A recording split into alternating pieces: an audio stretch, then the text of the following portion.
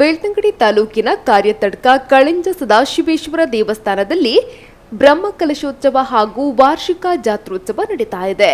ನಿನ್ನೆ ಕ್ಷೇತ್ರಕ್ಕೆ ಶಿವರಾಜೆ ಬಯಲಿನಿಂದ ಹೊರಕಾಣಿಕೆ ಆಗಮಿಸಿದ್ದು, ಬಳಿಕ ಕ್ಷೇತ್ರದಲ್ಲಿ ಮಹಾಗಣಪತಿ ಹೋಮ, ಅಂಕುರ ಪೂಜೆ ಹಾಗೂ ಅನೇಕ ಪೂಜೆ ಪುನಸ್ಕಾರಗಳು ಅದ್ಧೂರಿಯಾಗಿ ನಡೆದಿದೆ.